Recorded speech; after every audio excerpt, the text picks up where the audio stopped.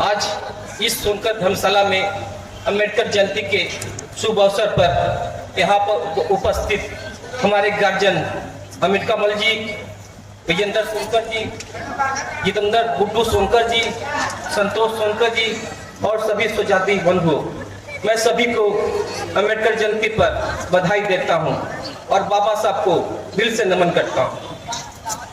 साथियों, अभी कुछ दिन पहले उत्तर प्रदेश के भारतीय जनता पार्टी की सरकार ने डॉक्टर अम्बेडकर मूर्ति विकास योजना को स्वीकृत किया गया है और इस योजना के अंतर्गत प्रदेश में जितने अम्बेडकर स्थल है, रविदास स्थल है, कबीर स्थल है, वाल्मीकि स्थल है, चाहे अन्य दलित समाज के स्थल हैं, उन स्थलों के विकास के लिए सुरक्षा के दृष्टि से उनका सुंदरीकरण कराना, प्रकाश की व्यवस्था कराना, एक स्थल के लिए 10 लाख रुपए और एक विधानसभा के लिए 1 करोड़ रुपया स्वीकृत किया गया है और पूरे प्रदेश में 400 करोड़ रुपया स्वीकृत किया गया है और यह काम अभी तक किसी प्रदेश सरकार ने नहीं किया था।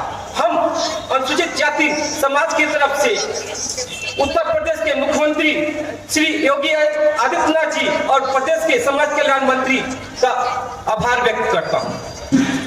साथियों, यह देश न कथावाचक से, न मौलवी से, न पादरी से, न मंदिर से, न मस्जिद से, न जाति से, न संप्रदाय से, यह देश चलता है बाबा साहब के संविधान से। क्योंकि जब कथावाचक मौलवी, पादरी, मंदिर, मस्जिद, जाति, संप्रदाय आपस में विवाद कराते हैं तो उसे सुलझाता है बाबा साहब का संविधान। बाबा साहब का मानना था न हम कथावाचक का नमक खाते हैं, न मौलवी का, न पादरी का, न मंदिर का, न मस्जिद का, न जाति का, न संप्रदाय का, हम देश का नमक खाते हैं। इसलिए देश हमारे लिए महत्वपूर्ण होता है, देश हमारे लिए महत्वपूर्ण होता है और जो लोग कथावाचक मौलवी, पादरी, मंदिर, मस्जिद, जाति, संप्रदाय को बड़ा मानते हैं, वही लोग इस देश में विवाद के कारण बनते हैं। उनसे हमें सावधान रहने की जरूरत है साथियों। और एक व्यक्ति जब प्राण त्याग देता है, न वह हिंदू होता है न मुस्लिम, उसके ऊपर 2 ही कर्ज होते हैं, एक उसके माता पिता का, एक उसके वतन का, और इन्हीं 2 कर्जों से उसका हिसाब होता है। साथियों, अनुसूचित जाति का इतिहास बहुत ही गौरवशाली रहा है। जब सीता माता का हरण रावण ने किया तो परशुराम मदद के लिए किसके शरण में गए? वनवासी, आदिवासी, वंचित, दलित समाज के अंतिम प्रदान के लोगों के पास गए। हनुमान, सुग्री, नल, नील, अंगद, जामन कौन थे?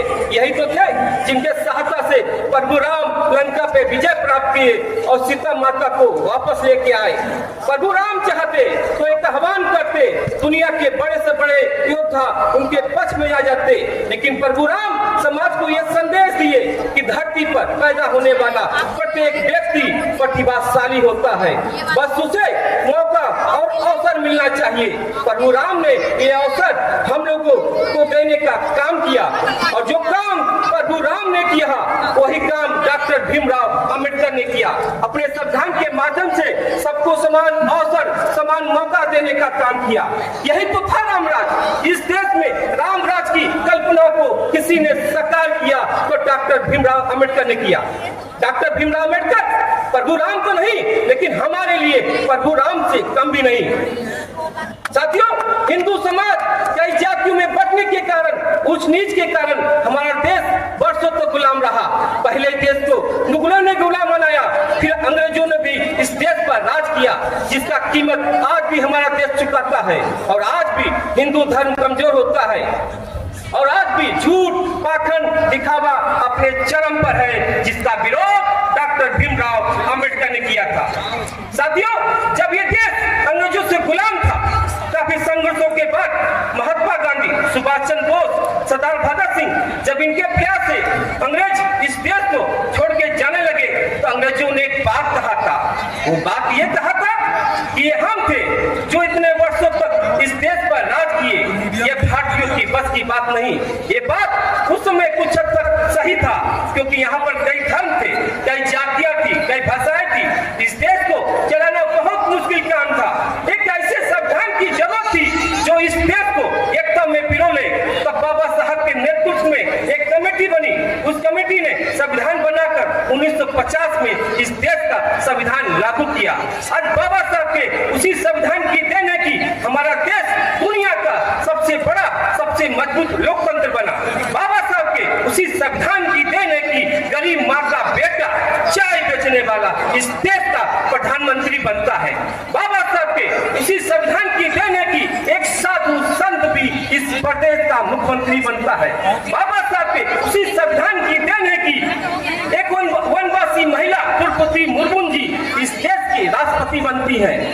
मैं अनुसूचित जाति के समाज के लोगों से कहना चाहता हूँ, आप मंदिर जाए चाहे न जाए, लेकिन बाबा साहब के सिद्धांतों पे चलना न भूले, क्योंकि आपको मंदिर जाने का हक, पानी पीने का हर अधिकार बाबा साहब ने दिलाया था।